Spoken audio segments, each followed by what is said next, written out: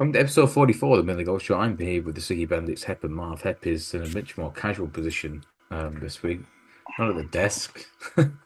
Stats might have to be on the back burner for this I'm in the week. light though. Matt, he's in the light for once. Marv is wearing Dressing gown. his not quite Lucky satin dressing robe, gown. but it's something akin to Hugh Hefner in his pomp. We're here to have a look at the Valero Texas Open, and it's 2 consecutive years where Scotty Scheffler was supposed to be an absolute certainty in Houston. We don't back him very often. Last year, I think we all got the fancy prices. Did we have like 5-1? Like three places, some stupid each way terms. I think, Or 30-2 or like a quarter first three. yeah. And this year he was 9-2 stand-up top price.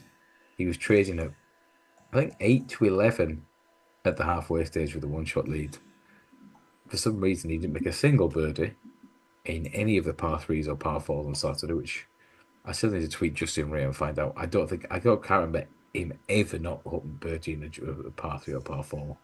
He birdied all 3 par 5s, 2 bogeys for I think one under round. Came up short with minimal league, I think 62, 64 over the weekend. 126. Marv, I know you say he was a little bit lucky, but it was a phenomenal week for the Australian. Yeah, let's be honest. 20 under. He's held off Scheffler. There's Rory in behind. He had a bit of a wobble.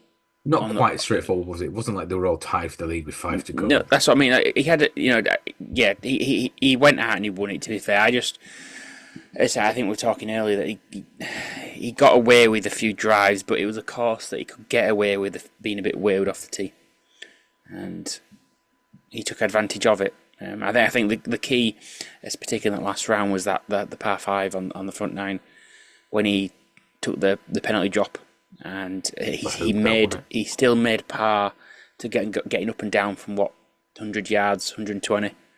Then he made Mav, the two par 5s interrupt. He's hit one into the bush.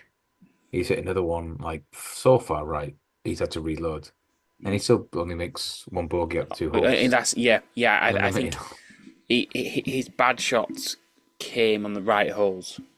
Mm-hmm.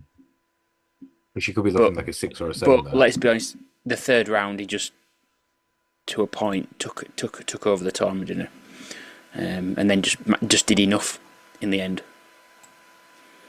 Would you say? I mean, neither McIlroy nor Sheffield particularly. They didn't look like distraught. You compare it to McIlroy after the US Open last year, where he was just gone, wasn't he? Like just absolutely finished. They were both like, yeah, good prep that. See you in 10 days at Augusta. In terms of like a Masters prep for the world number one, would you be, if you were an empty bus back with Scheffler, would you be pleased by that? Yeah, I think the course in Houston, they do set it up to be a bit of a Masters prep. They've set the around the greens to have a lot of runoff and a lot of really short grass. So I mean that's what they have to do, not being an elevated event, to try and get these players there before the Masters. And obviously that's what the players want 2 weeks out before the Masters is. We're not going to go and play a course that's going to be completely different to Augusta. So yeah, the fact that they both showed up, they both T5'd or better. Well, obviously Rory was never really McIlroy bogeyed 18. He missed somebody shouted as he was putting in his backswing. Helped my Wyndham Clark, but didn't mind it. But yeah, that's very. Yeah, really sort of happy about Scheffler. And if I was him, I would be, good prep for the Masters in a week's time. And if anything, for the tournament itself, right, it's a good advertisement. If you have aspirations to be a Masters winner, come on, really get your game in order. Go home, have a week there, and then head to Georgia. And it's like the Live guys are playing Duval this week, and it's like, okay, it's a really hard course, which is Miami, potentially good prep, but it's nothing like Augusta, and you just got to think how good a prep is that going to be for these guys? Deval because used to he's be a not going WGC event, right? Bubba used to do well there. the Valley. Yeah, they used to go there now So and a again. trump course. Yeah, but Yeah. it is now. I don't know. PGA Tour don't play trump courses, do they? One big. Is it nicknamed the Blue Monster, that course? Yes, I think it's a blue. Yeah, That was happening. You need to dress like a Smurf. That's a different story. Um, did in terms of any of the performances from last week, Marv, anything catch your eye from an anti-post persuasion? If I'm honest, I would go as far as saying if I was a anti-post Scottish Scheffler backer, I'd be over the moon with the way he played. You Because said this last year as well. I really don't think he's been on it this season. His tee to green has been well down the stats what he used to. Normally is. So the fact that what he did on particularly the weekend. The noticeable difference for me was that from say Saturday to Sunday, it was his proximity to the hole. People think Scheffler makes a lot of putts. He doesn't. He makes a lot of putts when he's within like 5, 10 feet.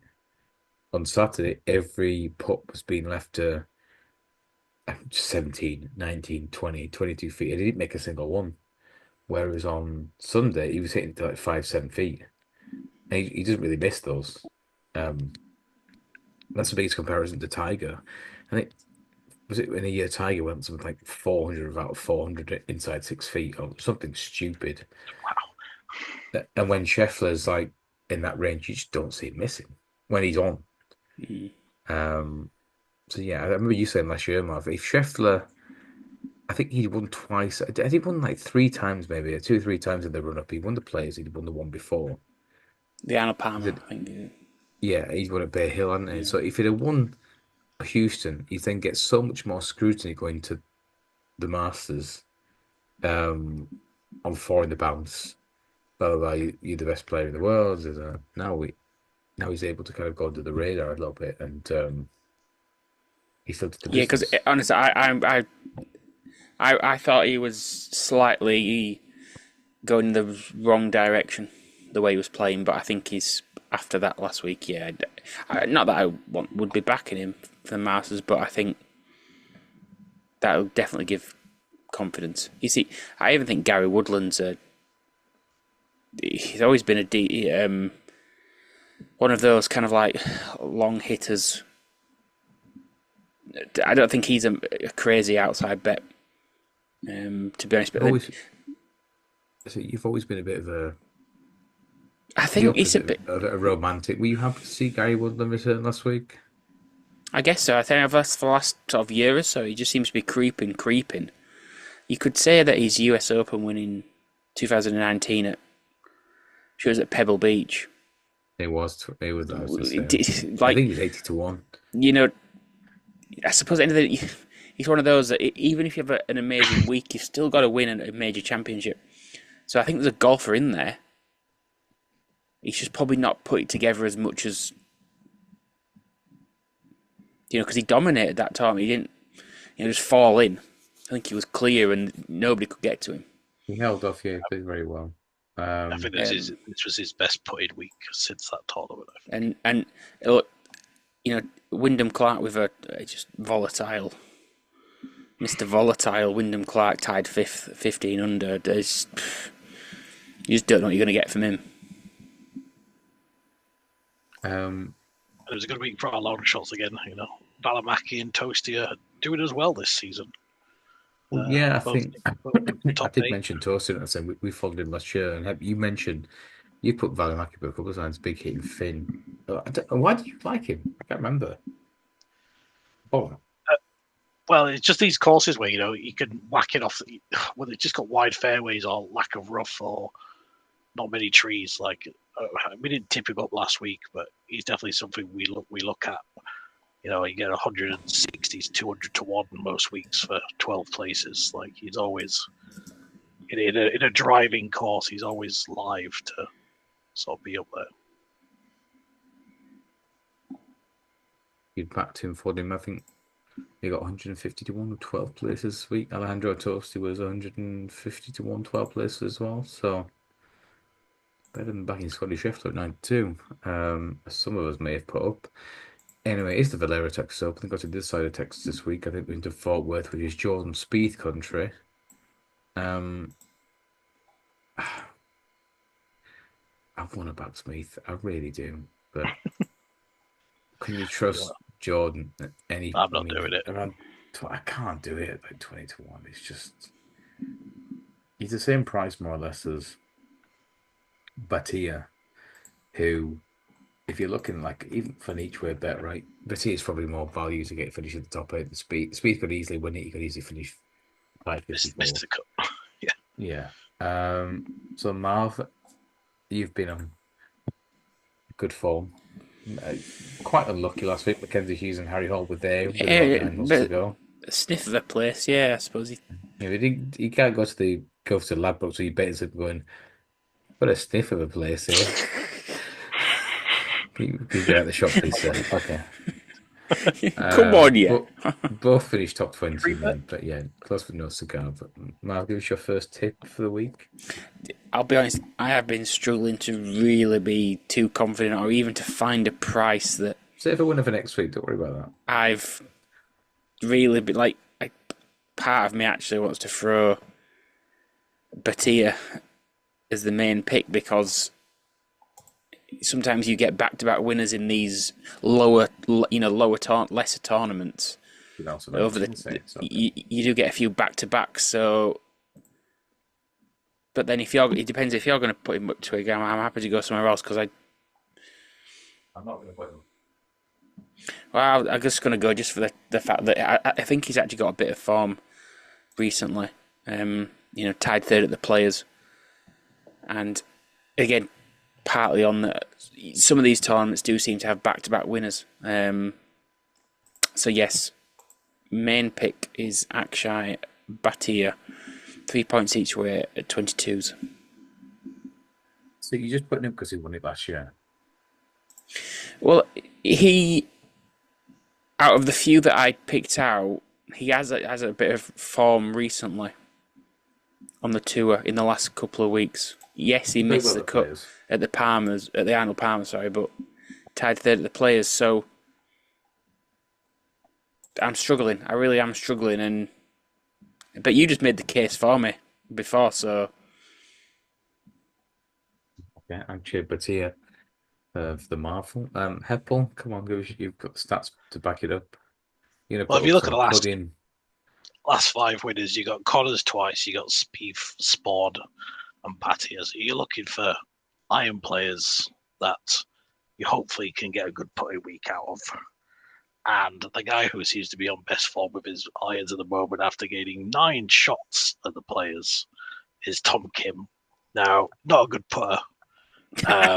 Unless it's sort of like match play scenarios, he seems to drain a lot of putts, so he needs to get his head into that. But 45s on Tom Kim, if he's striping the ball like he was in the Players, I think he's gonna. I don't know. I mean, they're not really scared of the top. Like Ludwig as the favourite is probably fair, but I'm not going to back him at 10s or 12s. Tommy was Fleetwood's second favourite. Not going to back him to ever win a tournament that low. Not going for Connors. Cantley's a pretty decent price at 18s for Cantley, but I did see that he's apart from match play, he's not hit a shot in Texas since 2018. So it's not exactly somewhere he's used to playing his golf. So I'm going to avoid that guy.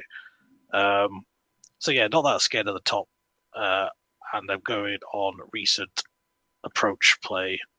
And I'm going to put 4 points on Tomkin to win at 45 to 1 with no places. It's all on the win. I'm gonna go throw a few darts. I like Spieth, but I just can't back him at his current price. I think it is a little bit on the skinny side. In talking about darts, Falamaki's probably a fair price on it. You can get 80 to 110 places with him.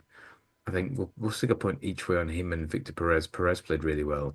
He had a poor Saturday and came back and played well on the Sunday. He's another one having his full-time rookie year on the PGA Tour. The couple of Europeans who've moved over the plum, and then we'll pick two 1.5 points each way on Ryan Fox, who played really well this week. I think he was in the penultimate group. He was in the drink at 15, I think the par five, when he was quite unlucky not to get there in two, ended up making a six. It should have been a four. And Patrick Rogers, he's 60 to 1 as well, 10 places, as well as Ryan Fox. Rogers probably should have won this 2 years ago. He opened up with a 66, 67. He went into the final round with he was 5 shots clear of Corey Connors and ended up shooting 73. Connors again shot 68, few birdies in the front nine. Rogers was 3 over after nine, made a couple of bogeys, a couple of birdies on the back nine to get the place money, I remember. But I'm still raging about it being on at 66s. He's played really well since then. He played well with players. Patrick Rogers 60 to 1, and I think that's a fair price. Patrick Rogers and Ryan Fox 61. I do like Chris Kirk as well, but he should be shorter. God love Kirky. But like you Why are said, you Mark, allowed to pick floor golfers? it's still These 5 points new, each. Right? Spread these your new 10 points rules. around. I thought it was always limited to 2 each. Well, it's 5 points each way in Scheffler, did I last week? Well, I think I mentioned putting a point each way in Toaster. You're going to give me those 30 points? No, you lost 1 point for the week. I'm sorry. Mark, who's your other pick? Second pick is Keith Mitchell. 40 to 1. 2 Can I give you points a each way. stat? Keith Mitchell has had led or has had a share of the league the last 2 weeks on the PGA Tour. Yeah, I'd be happy with a place. I don't think he can win. First round leader. That's the bet, surely. He gets tired, doesn't he? This big old Keith. It's hard golf, yeah. Can't walk a long way. What a round. It's a lot of walking. Marv, we need a bit more of a sales pitch than Keith Mitchell. I don't have one. Just backing you. No, again, it's another one. It's I'm trying to find somebody at a price, and a price being 50s, 60s, 70s, 80s, 100s. But you might as well back to like 200s, in it, if you don't know but the reason. struggling for any of those to even look like they might threaten. At least Batia and Mitchell have got some form this season. So I've gone with lower prices, more form, as opposed to throwing 2 darts at even players that have got course form in the Valero, Texas, but current form woeful. So I'm playing it safe, to be honest, this week. Yeah. Playing it safe. You've obviously never seen him at a roulette wheel before. Head, your second pick, please. Not got the funds to be going wild. It's Well, lean I'm and mean and completing green. the, It's in between. Completing the mainly golf show bingo card, and I'm going Tom Hoagie. As discussed, it's an approach players course. Hoagie You goes. said you'd never put him up ever again. Yeah, but when they hang but- in 80s and it's an irons Well, course, I mean, he's twice the price of Mitchell. I mean, he came third at the Players. Okay, sort of backdoored it, having a good Sunday and gained up the pack, but he's 14th in approach this season. He's 80 to 1. You could definitely see him nicking a top 10 20. finish. Yeah, probably. Him and Mitchell will be T21. Nice tied together, but yeah, got to stick on the brand until he gets a win. So Hoagie 80s, I think is a fair price. It's all about you don't want him to be in the lead, do you? You want him to be like T20 with a round to go and just kind of like move the leaderboard. A little bit higher than that, but like you definitely don't want to be. It's like Rory McIlroy at the last round of a major. If he's anywhere near the front, well, he's fucking absolutely finished. Yeah, he's going to fire at pins, and this is what this course sort of allows you to do. So, in terms of stats, what have you dug out in terms of like this type of course? Is it just about find fairways, find greens, keep it simple? Yeah, I think there's a little bit of walks. There's a stream that goes through it, right? But there's no like, it's not Honda or the Players where there's just lakes on every hole. Like, it is. Yeah, I think if you just look at the past winners, it just anywhere Corey Connors wins, Very It's an iron. straight player. You don't need to be big off the tee. You just need to be good with your irons, and then try and have a good putting week. JJ Spawn, John Spieth. Yeah, just it's a second shot course. Approach is always the main thing, but this one is particularly. So hence the hoagie and Tom Kim pick. When JJ Spawn won this, I remember him.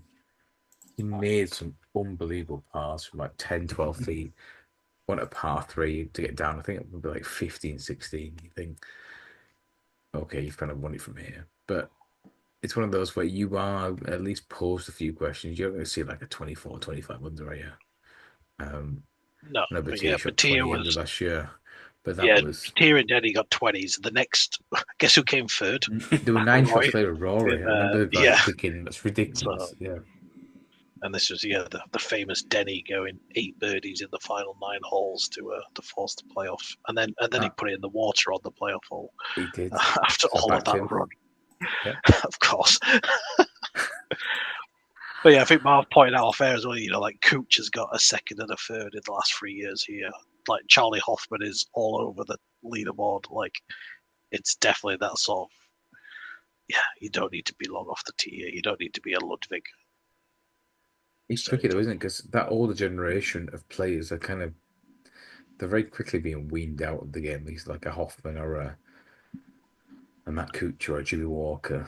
They just can't compete with the younger players. Well, that's it. Why does even Luke Donald bother playing? And does he ever make a cut anymore? He's just keeping an eye on the Europeans, isn't he? But that's it. That's that type of golfer that's for him. Never been long off the tee, been accurate, been consistent on his day, but he just can't compete anymore. He's not that old. Be like Luke Donald's number one fan. That's why you can't blame those older guys for taking the live contracts because I reckon like a Poulter or like a Westwood or a McDowell.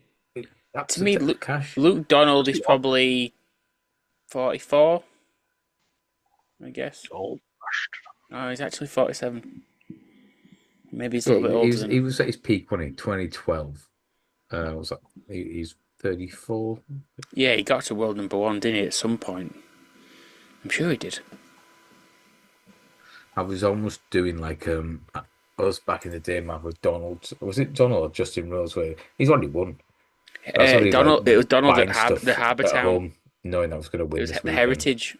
Or at least I remember the Heritage one the week after the Masters. But was that the trolley dash? It might have been 2 weeks after, but yeah, that was a trolley dash. The week of the trolley dash. Mainly golf viewers will wonder here about Snedeker. Fucking Snedeker. The famous Sainsbury's trolley dash. Giving away apple pies. Didn't Snedeker call a bunker shot or something in round 4? Something like that. He found like God, yeah. Thankfully, Donald went that short in running and that far clear. I never trained now. Yeah. Well, I never had Snedeker. I think you actually had Snedeker, didn't you? I don't think so. Oh, I thought you had. I thought you actually had it. You'd backed him like after 2 rounds or something. Did I? Wonderful. I thought so. Just because I remember thinking, for fuck's sake, how's that twig caught fucking insurance? I said that was it. Always need insurance. I thought that. Because I'm sure I remember thinking, because you weren't too bothered. You're like, well, still not a bad result for Snedeker. I'm like, yeah, great. I didn't say because Donald went that short and there was nobody really. It was just him and Snedeker on Sunday to a point. The way Snedeker came through, then it was easy enough to take. I can't remember what he had for his dinner last week, but he can tell you about a golf tournament from 13 years ago. Fucking chipping bunkers. Did it go? Didn't go to a playoff, did it? Did Donald lose by 1? The 2011.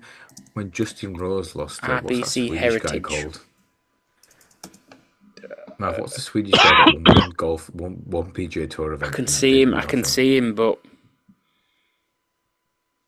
it's like a. And Rose was like always there with him. You expect like one of those horses. Like, when's he gonna go past? Not Johan Dahlstrom. Oh my god. I just remember he wasn't.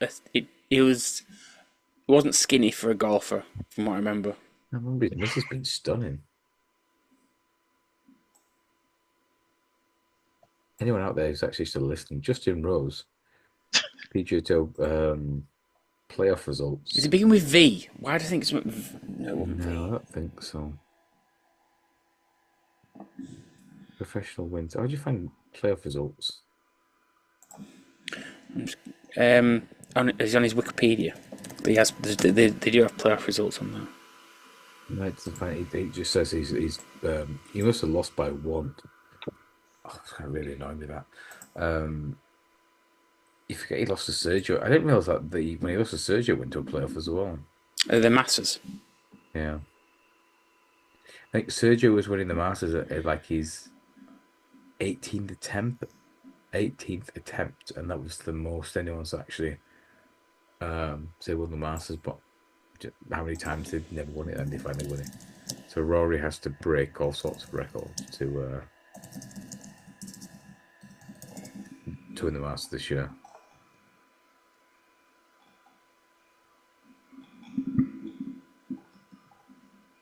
Yeah, I've got the name. Do you still want to guess it or It's not coming to me. No, I can picture him.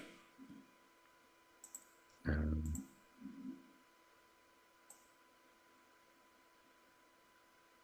David Lingworth? Bastard. David fucking Lingworth. Oh, how did he win that tournament? Just gonna Google him. Memorial 2015. He beat Rose in the third extra hole on a sudden death playoff.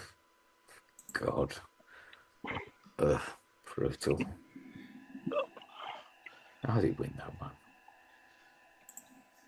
Right, my laptop's gonna die. I'm gonna have to go. Yeah, 2011 RBC Heritage. Snedeker and Donald both finished at 12 under.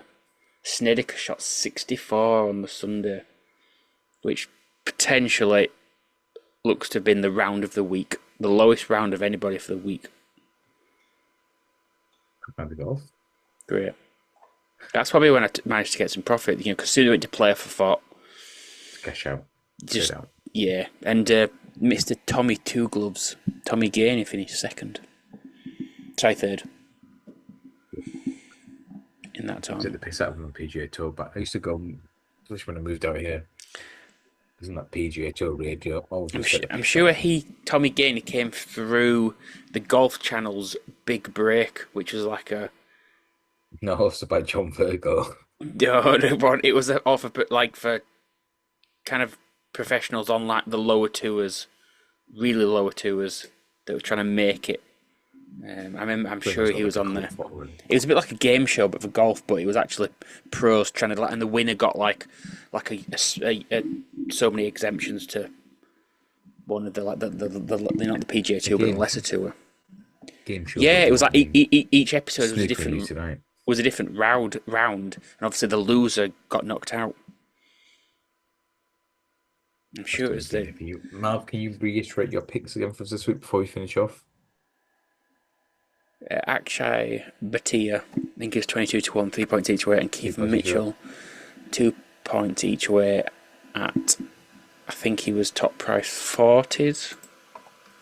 I think Marv will get a place this week. I'll go 1.5. 4 picks for me. Just throw it on the darts. Just the 4. Want to get a bit of place, maybe to play, spin it up at Augusta the week after. 1.5 points each way on Ryan Fox, 1.5 points each way on Patrick Rogers, and a point each way on Victor Perez and Sam Balamaki, the big hit, and Finn. I think Hep went with Tom Hoge and was Hep for the pick? Hep's gone. I'm trying to remember who we picked. Tom Kim, 3 points each way. Who 3 cares? points straight win on Tom Kim. I think it was a 4 point straight win. I can't. I think it's 3 points win on Tom Kim at around 25. But then Hoagie was each way. We'll see how we do. But more importantly, next week it's big Masters preview, and Marv will be sure to be reliving plenty of Tiger memories. Help bring the stats, and I'll tee them both up. But until then, I've been Twig, he's been Marv, and we'll both see you both all next week. See you, Hep. The Mainly Golf Show.